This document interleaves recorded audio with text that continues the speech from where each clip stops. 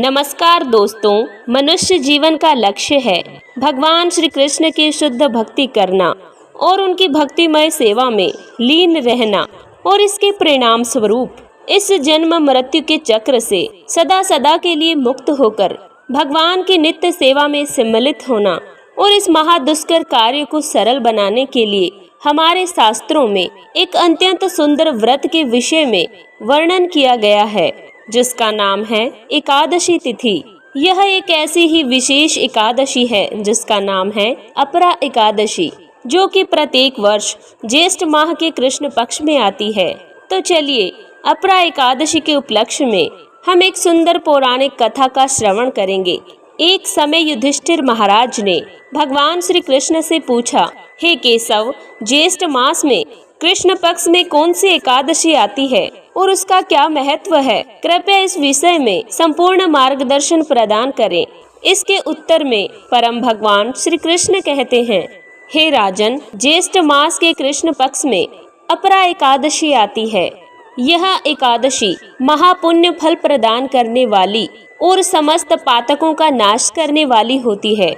इस व्रत का पालन करने वाला हर मनुष्य जघन्य पाप कर्मों से मुक्त हो जाता है, जैसे कि ब्रह्म हत्या, स्त्री संग, धन के लिए शास्त्रों का अध्ययन, गुरुद्रोह इत्यादि। इसके उपरांत इस एकादशी का निष्ठा पूर्वक पालन करने से व्यक्ति को कार्तिक मास में पुष्कर स्नान करने से, काशी में महाशिवरात्रि व्रत पालन करने से, माघ मास में प्रयाग तीर्थ स्नान करने से, गया में पिंडदान देने से, सुवर्ण का दान देने से और सूर्य ग्रहण के समय कुरुक्षेत्र में स्नान करने से, कुंभ के दौरान केदारनाथ या बद्रीनाथ में भगवान के दर्शन करने से इत्यादि से जो पुण्य कर्म अर्जित किए होते हैं, वह सारे पुण्य अपरा एकादशी का नियम पूर्वक पालन करने से स्वतः ही मिल जाते हैं।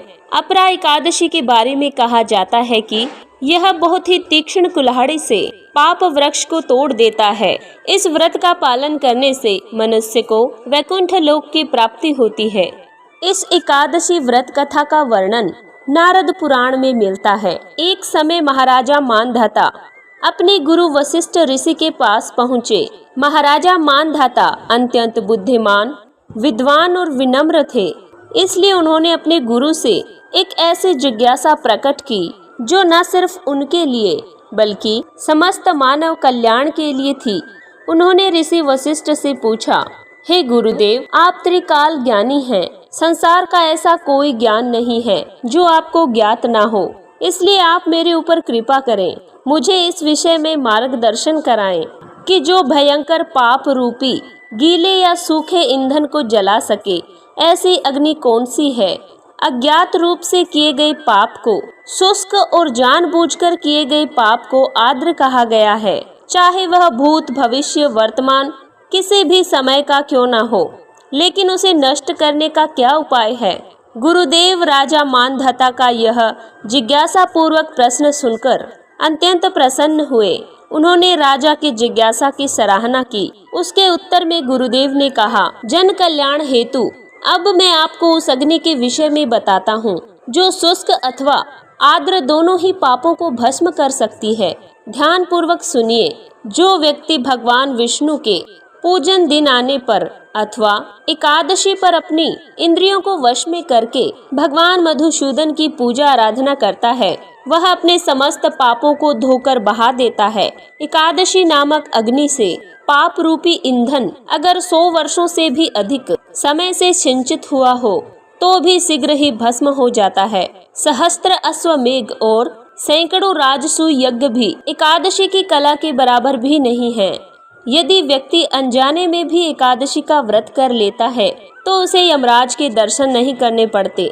एकादशी व्रत से अधिक न तो गंगा पवित्र है, न काशी, न पुष्कर, न कुरुक्षेत्र, न ही यमुना और न ही चंद्रभागा। एकादशी का नियम पूर्वक पालन करने से व्यक्ति भगवान विष्णु के धाम को प्राप्त करता है। और इतना ही नहीं, जो व्यक्ति एकादशी व्रत का पालन करता है वह अपने मातृकुल और पितृकुल, पत्नी कुल की 10 पीढ़ियों का उद्धार कर देता है।